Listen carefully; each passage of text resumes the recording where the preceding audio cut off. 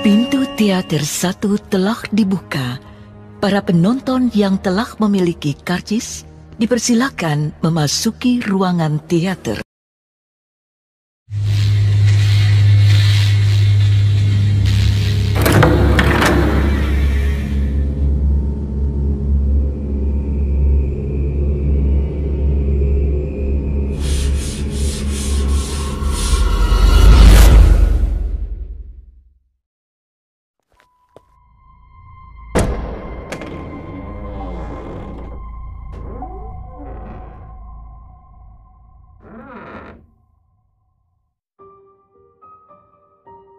Assalamualaikum warahmatullahi wabarakatuh. Selamat malam. Jumpa lagi dengan saya Aldi di channel Mereka Ada. Dimanapun kalian berada, saya doakan semoga kalian dalam kondisi sehat dan selalu diberikan kemudahan dalam menjalankan segala aktivitas. Di episode kali ini saya akan bercerita tentang ketulusan sepasang kekasih yang harus berpisah karena salah satunya meninggal setelah pendakian dari Gunung Ciremai. Namun sebelum mulai bercerita, pastikan teman-teman support channel Mereka Ada dengan cara menekan tombol subscribe dan menyalakan lonceng notifikasinya, supaya teman-teman gak ketinggalan setiap video yang upload di channel ini. Sudah siap? Kalau begitu tanpa banyak basa-basi lagi, mari kita mulai ceritanya.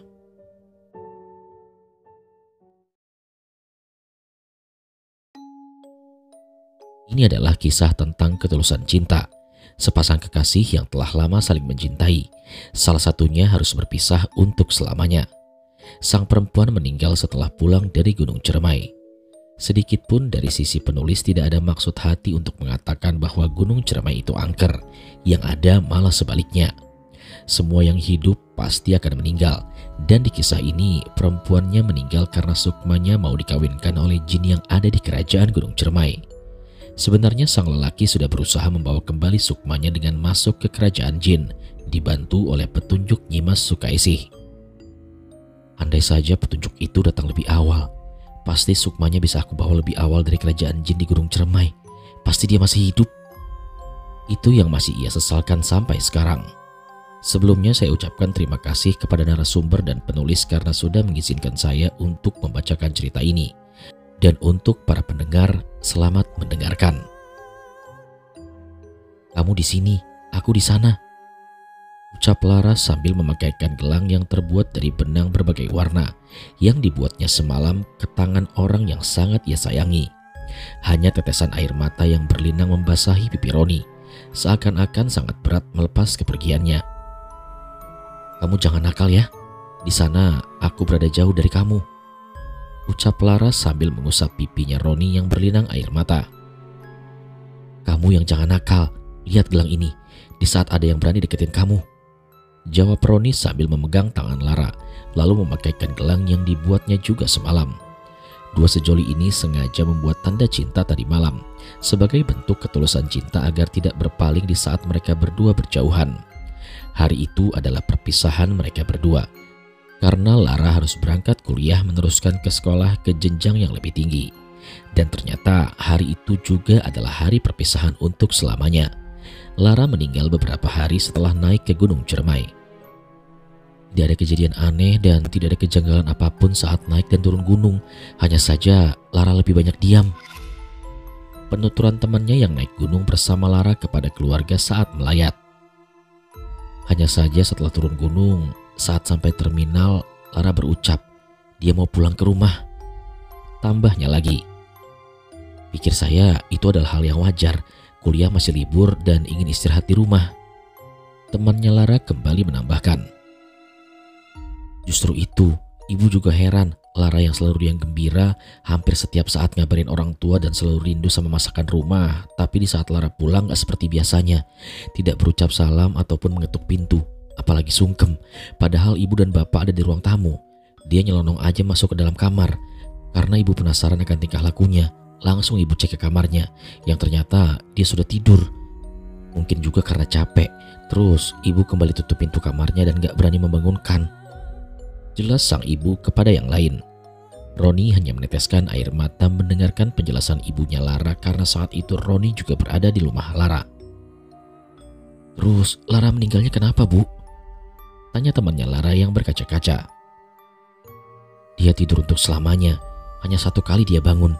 Itu pun ibu paksa bangunkan, karena dari semalam dia datang sampai malam dan gak lagi bangun. Penjelasan kembali ibunya Lara namun terhenti karena dia menangis. Capek. Cuma itu sepatah kata yang keluar saat ibu paksa bangunkan dengan kondisi tubuh dibasahi keringat semua. Dan di pagi harinya saat ibu cek kembali ke kamarnya, Lara sudah meninggal. Semua orang yang ada di rumah itu menangis mendengarkan penjelasan ibunya Lara, termasuk Roni yang tidak percaya karena ini orang yang sangat ia cintai telah tiada. Ya Allah Ra, sebenarnya apa yang terjadi sama kamu? Kenapa kamu sampai meninggal dan meninggalkan aku sendirian? Ucap Roni sambil menangis kemudian dirangkul oleh ayahnya Lara. Kamu yang kuat ya Ron, ujar ayah Lara sambil mengusap pundak Roni. Lara Pak yang harusnya kuat, dia itu sedang sehat, naik turun gunung sudah jadi hobinya. Sebelum berangkat pergi naik gunung, dia juga masih kasih kabar kalau dia itu dalam kondisi terbaik. Malahan kita juga sempat saling bercanda. Jawab Roni sambil berucap dan menangis sesenggukan. Apa mungkin ia diculik sama hewan gunung atau setan gunung? Jelas Roni lagi. Udah, gak baik bicara begitu. Yang jelas Lara gak diculik sama siapa-siapa. Buktinya raganya sudah dikebumikan. Jawab ayah Lara menguatkan hatinya sendiri dan hatinya Roni. Karena tidak dipungkiri ayahnya juga belum bisa terima akan kepergian anaknya untuk selamanya. Emangnya almarhum gimana bercandanya, A? Tanya salah satu teman Lara. Dia bilang, kamu jangan nakal di sana, jangan berbuat macam-macam. Ingat, kamu naik gunung, apalagi ada cowoknya. Jelas Roni saat komunikasi dengan Lara sebelumnya. Terus apa dia jawab? Dia jawab, enggak, palingan juga digodain sama penghuni yang ada di hutan. Jawab Lara saat itu sambil bercanda. Kini hanya kekosongan yang dirasakan oleh Roni. Tak ada lagi gairah untuk hidup setelah orang yang ia sayangi telah tiada. Sampai hari ke-7 setelah kepergian Lara hanya lamunan yang menghiasi dan menemani harinya. Orang tua Roni maupun orang tua Lara berusaha untuk menyadarkannya. Karena semenjak pulang ke rumah dari rumahnya Lara, dia tidak mau keluar kamar. Roni tak mau makan, hanya meneteskan air mata yang keluar dari pipinya saat keluarganya memberikan motivasi. Nak, kamu harus kuat. Kamu bisa melewati semuanya. Ibu dan bapak juga belum ikhlas akan kehilangan Lara. Tapi ini semua takdir Tuhan. Semua yang hidup pasti akan meninggal kapanpun dan dimanapun. Jangan seperti ini. Ucap ibunya Lara sambil memeluk Roni. Keluarga datang setelah diberitahukan keadaan Roni. Hanya tetesan air mata dan tatapan kosong yang keluar dari Roni. Sudah seminggu Roni belum makan. Ucap ibunya Roni sambil membawa sepiring nasi. Sini biar ibu saja yang suapin. Jawab ibunya Lara. Kamu makan ya Ron? Ucap ibunya Lara sambil memberikan suapan nasi. Hanya gelengan kepala dan sepatah kata. Saya mau nyusul Lara. Hal itu membuat semua orang menangis mendengar kata yang dikeluarkan dari mulut Roni. Jangan begitu. Kalau kamu ingin menyusul Lara, bapak dan ibu juga ingin menyusul. Karena bukan hanya kamu yang sangat menyayangi dia, kita juga sama. Ucap bapaknya Lara sambil meluruskan hatinya Roni. Jangan Pak, bukan begitu. Jawab Roni dengan nada pelan. Ya makanya makan, biar sehat. Ujar bapaknya Lara. Makan ya, biar ibu suapin. Ucap ibunya Lara. Namun baru satu suapan nasi yang masuk ke dalam tubuh Roni, dia langsung tidak sadarkan diri. Tanpa banyak pikir, orang tuanya maupun keluarga Lara langsung membawanya ke rumah sakit untuk segera mendapatkan pertolongan medis karena mereka tahu bahwa Roni tidak mau makan selama seminggu. Di saat pingsan itu pula dia baru memejamkan matanya karena selama 1 minggu dia tidak bisa tidur. Takut, tolong. Ucap seorang perempuan yang tidak asing lagi didengar oleh Roni. Di saat Roni tidak sadarkan diri, dia mendengar suara Lara yang seakan sedang dalam keadaan berbahaya dan membutuhkan pertolongan. Ra, ini aku Ra, kamu di mana? Teriak Roni dalam mimpinya. Tolong tolong bantu Lara. Lara nggak mau di sini. Lara pengen pulang. Yang terdengar hanya suara saja.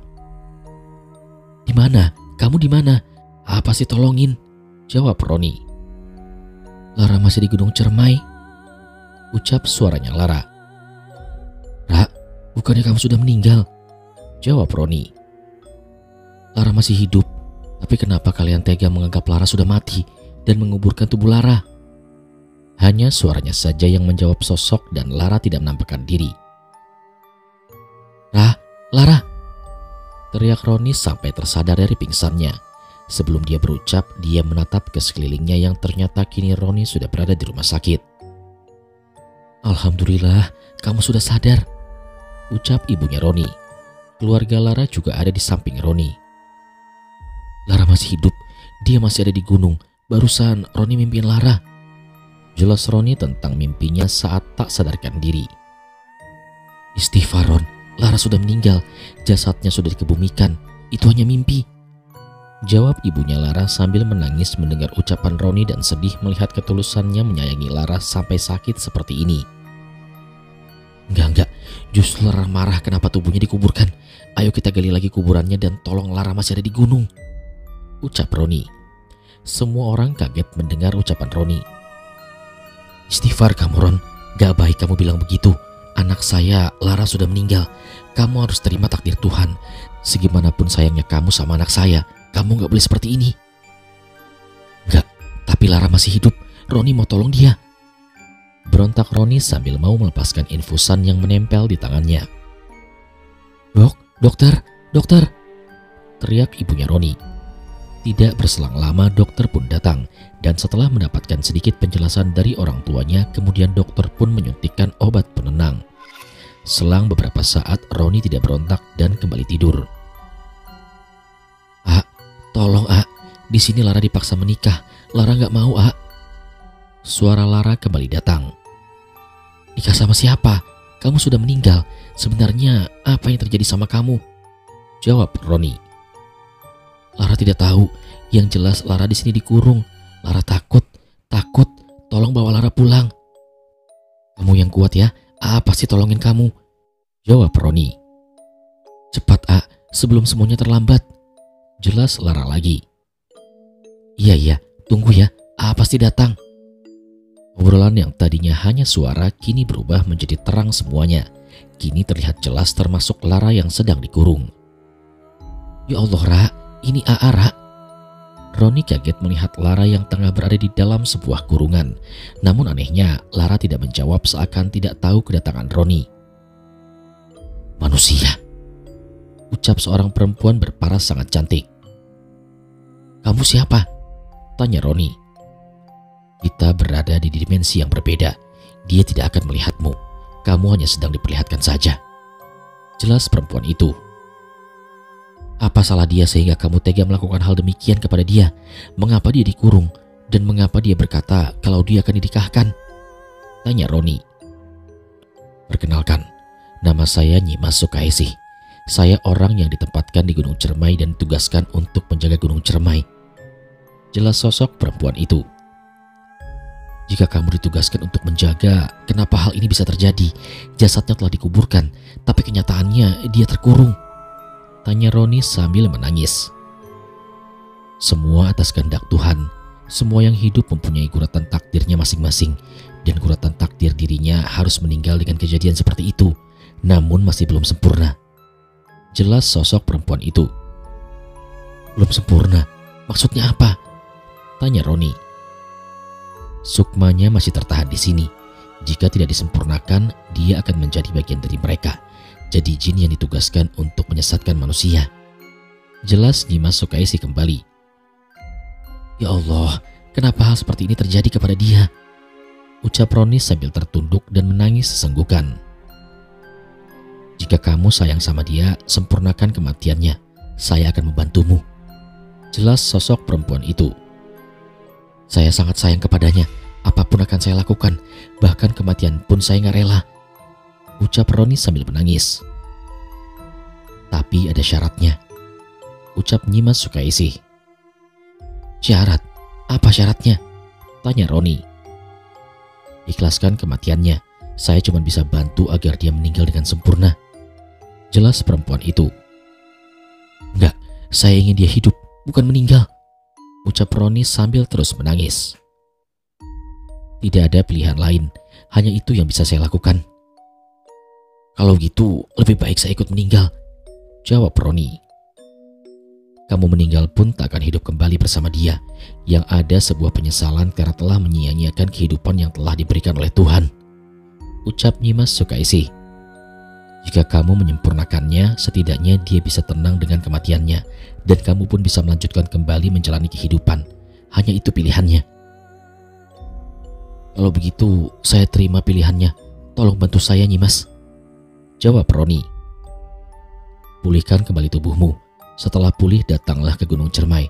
Nanti saya bantu setelah kamu datang ke sini. Baik, Nyimas, jawab Roni. Ra, tunggu ya. Pasti datang nolongin kamu, ucap Roni di depan Lara yang tengah terkurung. Namun dia maupun Lara tak bisa saling menyapa, bahkan Roni terus berusaha memeluknya, namun tidak bisa.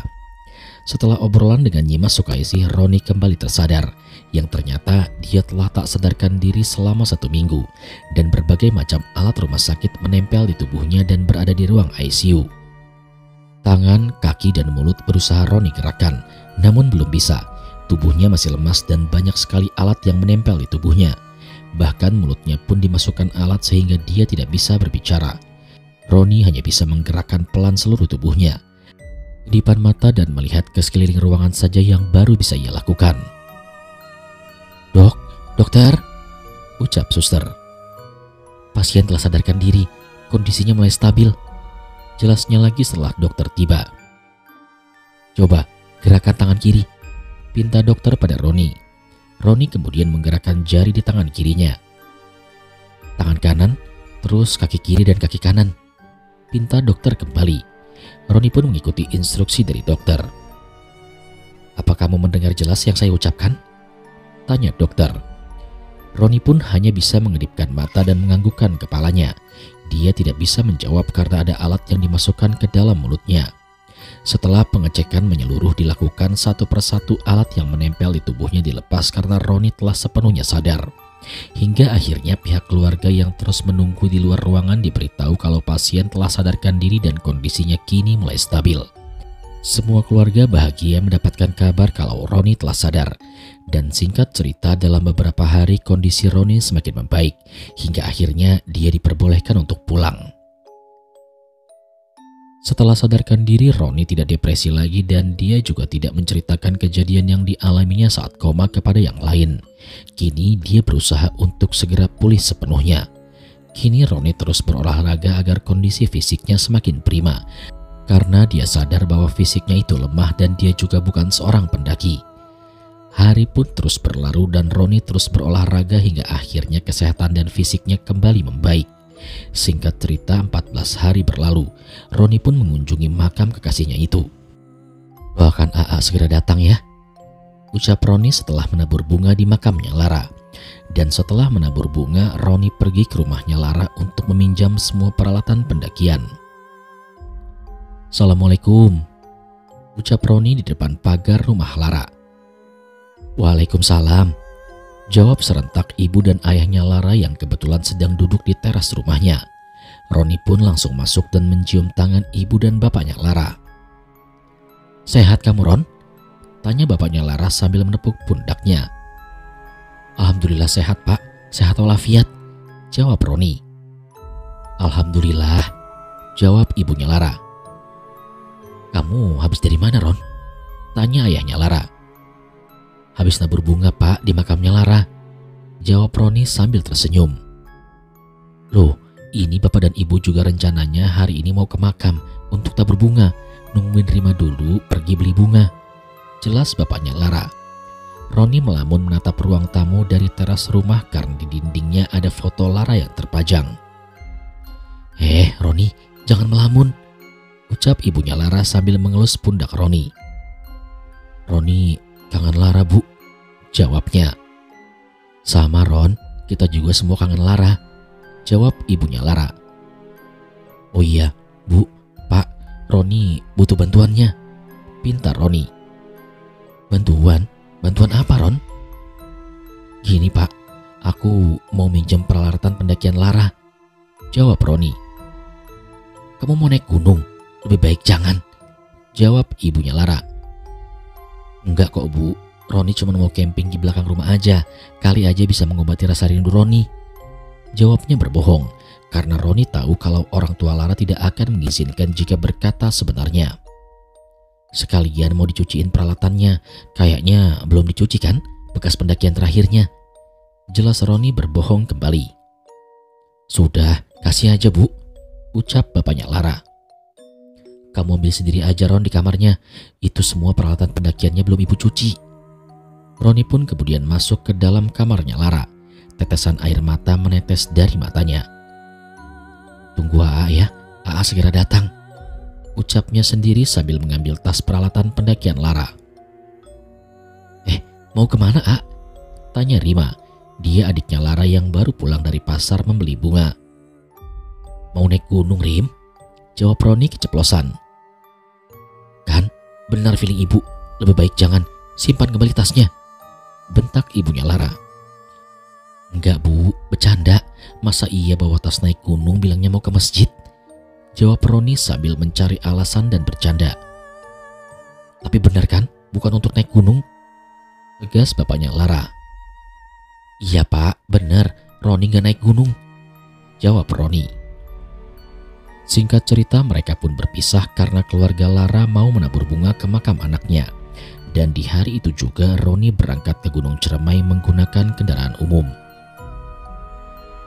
Tidak ada yang aneh saat perjalanan naik kendaraan untuk sampai ke kampung terakhir untuk bisa menaiki Gunung Ciremai yang hanya menghabiskan waktu seharian penuh saja. Desa Linggarjati di Kuningan jalur yang akan ia lalui untuk menaiki Gunung Ciremai. Dia ke sana karena Lara dulu juga naik lewat jalur itu. Sendirian aja, A? Tanya pemilik warung yang sempat ia singgahi di desa Linggarjati. Iya, sendirian aja, jawabnya. Emangnya mau naik sekarang atau besok pagi? Tanya bapak pemilik warung. Saya nggak tahu juga Pak. Loh, kok nggak tahu? Bukan gitu Pak, kalau naik sekarang saya nggak tahu jalurnya. Tapi kalau besok takut gak keburu. Saran bapak sih besok pagi saja. Kalau bapak lihat-lihat kayaknya AA itu bukan pendaki gunung. Untuk bisa sampai ke puncak kalau lewat jalur ini, yang terbiasa naik gunung juga butuh waktu 15 jam. Banyak sekali tanjakan ekstrim di jalur ini. Kalau malam takut tersesat. Banyak juga yang tersesat di jalur ini. Bahkan 1 bulan yang lalu katanya ada pendaki perempuan yang meninggal saat pulang dari gunung ini. Jelas si pemilik warung. Lara namanya, kalau tidak salah, ucap pemilik warung lagi. Loh, kok bapak bisa tahu kalau namanya yang meninggal itu Lara? Tanya Roni. Bapak juga gak tahu, bapak taunya dari Kuncen. Maksudnya gimana Pak? Beberapa minggu ini banyak pendaki yang menceritakan banyak kejadian mistis saat mendaki. Dan di atas itu sangat ramai sekali katanya, kayak yang sedang mengadakan hajatan penghuni gunung. Jelas bapak pemilik warung. Pak, kalau boleh saya tahu rumah Kuncennya di mana ya? Tanya Roni. Kalau rumah Kuncen itu di sebelah sana A. Mau bapak antar? Dia juga suka nganterin para pendaki ke atas gunung, tapi kebanyakan pendakian spiritual. Jelas bapak pemilik warung. Pak, tolong antarkan saya ke sana ya, pinta Roni. Ya A, sebentar. Bu, teriak bapak pemilik warung. Iya Pak, ada apa? Ini bapak mau nganterin si AA ini ke rumah Abah. Tolong jagain warung ya. Iya Pak. Roni dan bapak pemilik warung pun berangkat ke rumah Kuncennya. Assalamualaikum, ucap salam dari depan rumah. Waalaikumsalam, jawab pria yang sudah cukup berumur. Ini Bah, ada yang ingin bertamu, jelas bapak pemilik warung. Abah telah menunggu kedatanganmu Ron, jawab Abah yang membuat Roni terkejut. Loh, kok Abah tahu nama saya? Kita kan baru bertemu, tanya Roni. Sudah, masuk saja dulu ke dalam, gak enak ngobrol di luar, jelas Abah. Oh, kalau gitu saya pamit ya Bah, balik lagi ke warung, ucap si bapak pemilik warung. Mau kemana? Mampir dulu saja, pinta Abah. Bah, lain kali saja ya. Ya sudah, terima kasih sudah nganterin dia. Iya Pak, terima kasih ya Pak sudah nganterin saya, ucap Roni. Iya sama-sama, mari, ucap bapak itu sambil pergi. Dan Roni pun masuk ke dalam rumah. Abah telah menunggu kedatanganmu, Ron, ucap Abah membuka pembicaraan saat di dalam rumah. Maksudnya menunggu gimana Bah? Tanya Roni. Kamu sudah bertemu Nyimas Sukaisi kan? Jelas Abah. Betul Bah, itu waktu saya koma, jawab Roni. Itu bukan mimpi, memang kenyataan. Abah disuruh untuk nganterin kamu ke sana. Jadi Lara itu meninggal karena hal gaib Bah? Tanya Roni. Jika kamu ikhlas dia telah meninggal, Abah akan antarkan. Tapi jika tidak, Abah tidak bisa membantu, jawab Abah. Memang gak bisa dipungkiri Bah, saya itu pengen Lara hidup lagi dan belum ikhlas, jelas Roni. Ya kalau begitu silakan kamu pilih. Ingin Lara jadi penghuni gunung atau sempurnakan kematiannya, jelas Abah. Roni menatap langit-langit rumah sambil meneteskan air mata karena itu adalah pilihan yang sangat sulit baginya. Saya akan berusaha ikhlas Bah, tolong bantu saya, jawab Roni. Sebentar lagi kita akan naik ke atas, tapi Abah hanya bisa mengantarkan sampai Cibunar. Di sana kamu akan dibantu oleh penggawanya Nyimas Sukaisi. Hanya anggukan kepala dan tetesan air mata yang keluar dari matanya Roni. Dia masih belum percaya mengapa hal seperti itu terjadi kepada kekasihnya. Jam 9 malam Abah Kuncen dan Roni mulai berangkat menaiki Gunung Ciremai. Tepat jam 12 malam mereka berdua sampai di Cibunar. Sekarang duduk di samping Abah, ucap Abah yang duduk di bawah pohon sangat besar. Roni pun menuruti ucapan Abah dan duduk di sampingnya. Abah pun mulai membacakan doa dan selang beberapa saat langit malam seketika berubah menjadi terang. Rimbunnya hutan Gunung Ciremai berubah menjadi datar dan pohon tempat duduk berubah menjadi gapura pintu masuk sebuah dusun. Gundukan batu ke atas kanan kiri seperti sebuah candi. Seperti yang Abah sampaikan tadi, Abah hanya mengantarkan sampai di sini. Kamu masuk ke dalam, nanti ada yang bantuin kamu, jelas Abah. Iya Mbah, doain ya, ucap Roni sambil berdiri dan masuk ke dalam gapura dusun tersebut. Dan seketika pula Abah Kuncen menghilang saat Roni menengok ke belakang. Manusia, suara laki-laki mengagetkan Roni. Sontak Roni menengok ke sumber suara yang berada di samping gapura. Roni pun mundur beberapa langkah. Keringat keluar dari seluruh tubuhnya dan badannya gemetar ketakutan. Tidak sopan kau, bagaimana mau menyelamatkan kekasihmu? Sama saya saja kamu takut, jelasnya dengan nada yang marah. Yang akan kamu hadapi lebih daripada saya.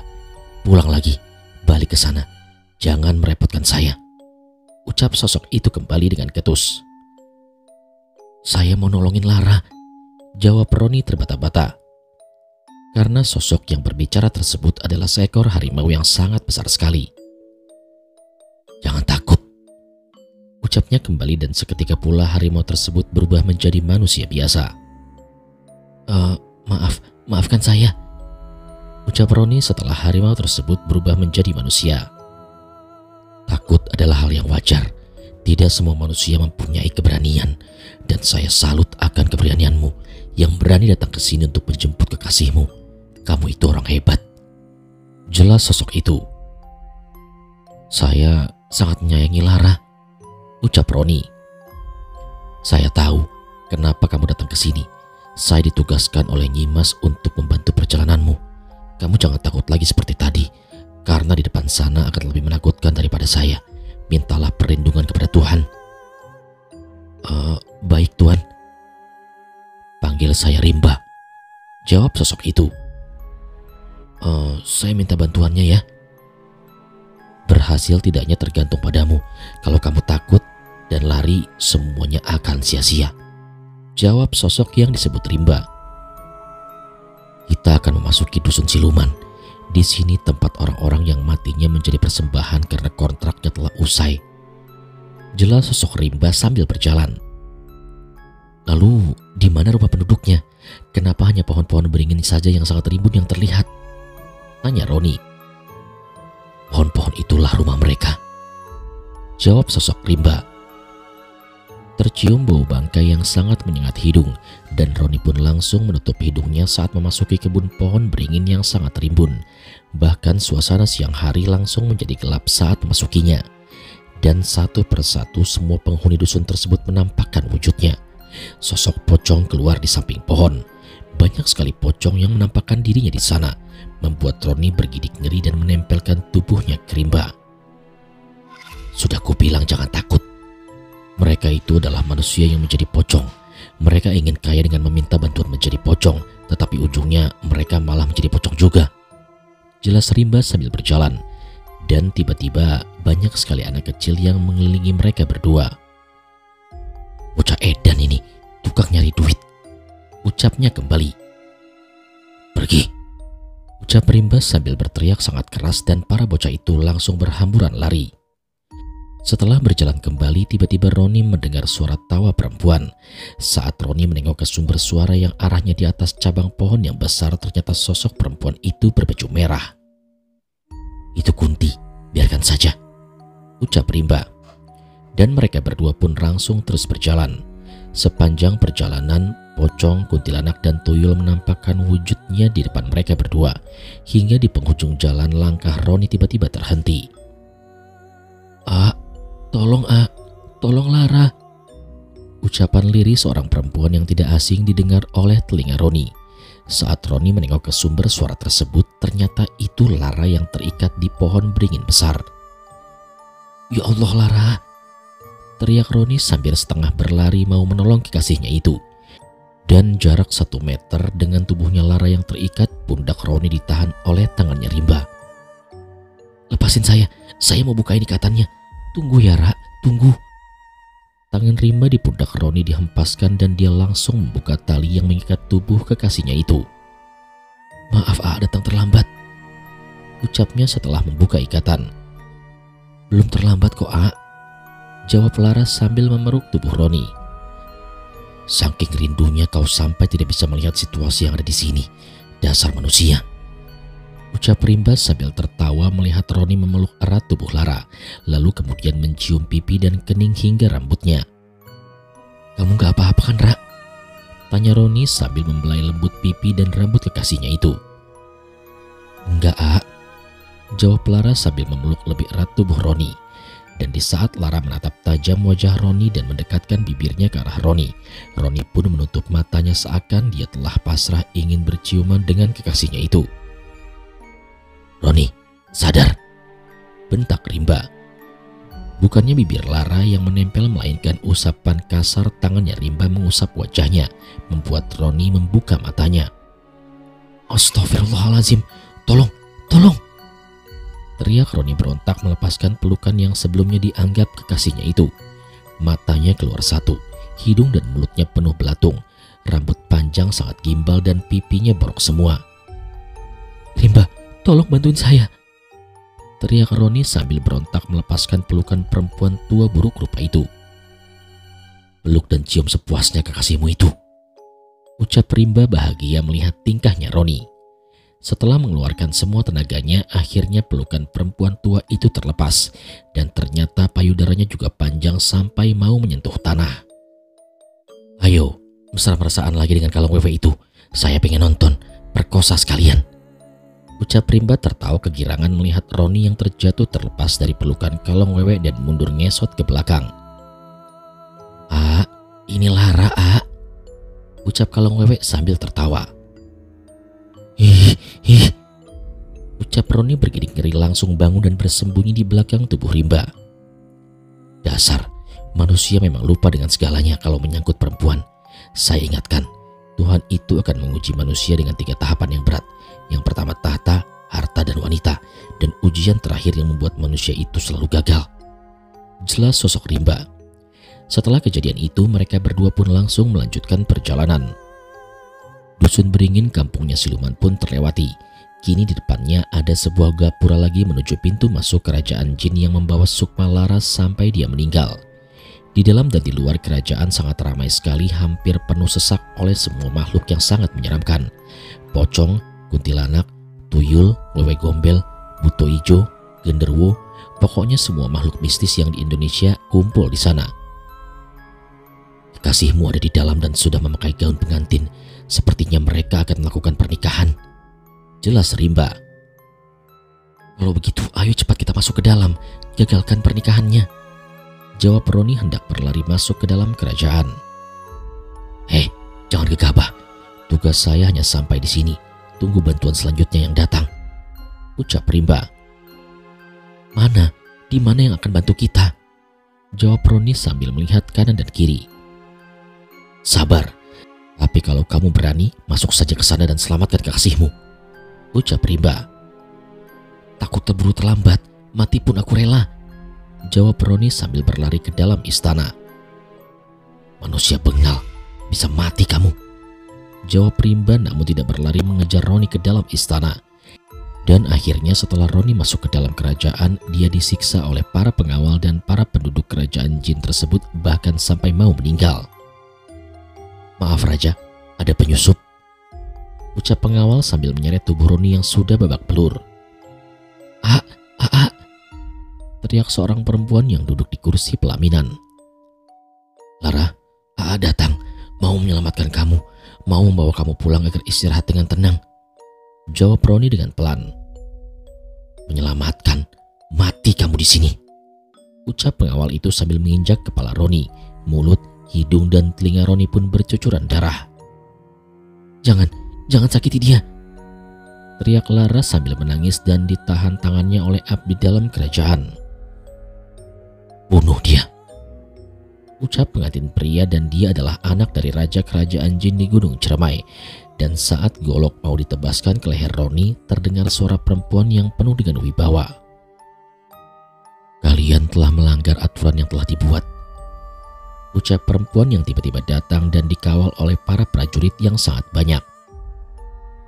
Lepaskan mereka berdua atau kalian semua akan saya binasakan. Ucap sosok itu kembali. Ampun Nyimas, ampun.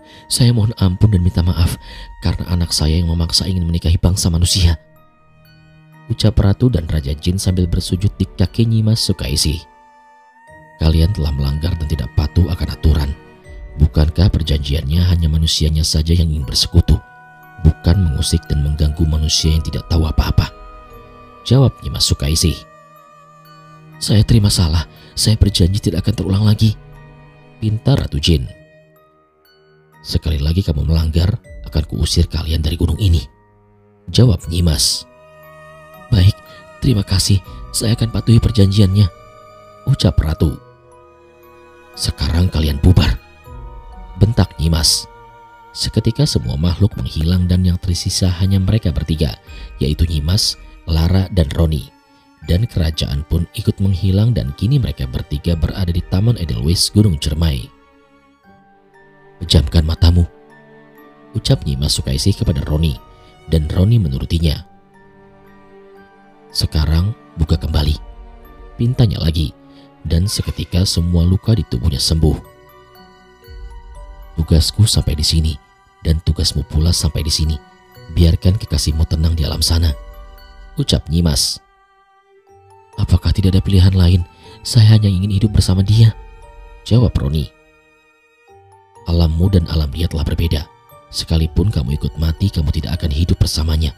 Masih banyak perjalanan menuju alam kebahagiaan, yang dimana semuanya kamu bisa lakukan dan dikabulkan oleh Tuhan.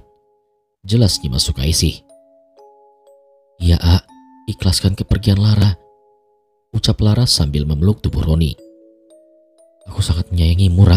Aku ingin terus hidup bersamamu, ucap Roni sambil menangis. Lara juga sama, tapi takdir Tuhan berkata lain.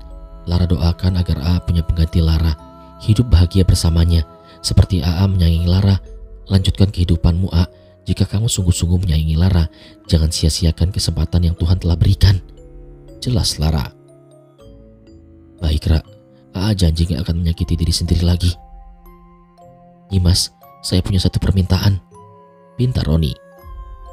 Sebutkan, jawab Nyimas. Biarkan Lara mengikuti saya sampai ke tempat peristirahatan terakhirnya, ucap Roni. Silahkan, tapi kamu akan dianggap orang gila oleh orang lain karena kamu ngobrol sendirian di dalam perjalanan. Jelas Nyimas Sukaisi. Gak apa-apa Nyimas, saya terima. Baiklah, kalau seperti itu, saya akan pamit. Ucap Nyimas lalu menghilang. Kini malam sudah berganti menjadi pagi, dan perjalanan saat turun pun terasa ringan meski Roni bukan seorang pendaki. Jam 5 sore mereka sudah sampai kembali ke rumah Kuncen. Assalamualaikum. Ucapan salam di depan rumah Kuncen. Roni kembali ke rumah Kuncen karena semua peralatan pendakian disimpan di sana. Waalaikumsalam. Alhamdulillah kamu berhasil membawanya kembali. Di sini Abah terus mendoakan.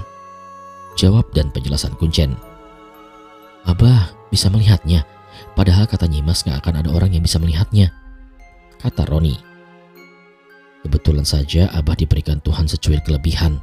Sekarang kalian pulanglah, biar anak Abah yang nganterin kalian sampai ke tempat naik bus, ucap Abah kembali.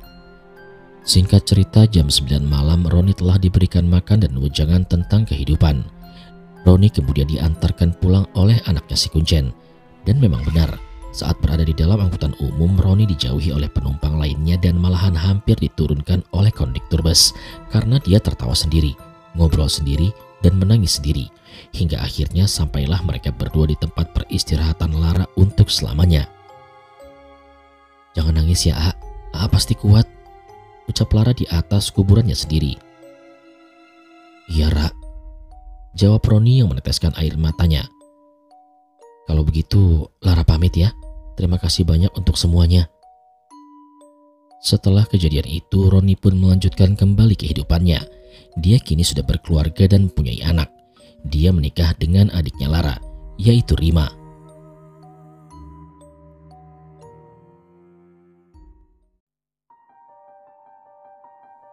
Sekian cerita pada kesempatan kali ini. Terima kasih kepada teman-teman yang sudah setia menyimak cerita di channel Mereka Ada. Pastikan teman-teman support channel Mereka Ada dengan cara menekan tombol subscribe dan menyalakan lonceng notifikasinya, supaya kalian gak ketinggalan setiap video yang upload di channel ini. Kalau begitu, sampai di sini dulu perjumpaan kita kali ini. Sampai bertemu pada episode selanjutnya. Saya Aldi pamit undur diri dari hadapan kalian. Wassalamualaikum warahmatullahi wabarakatuh.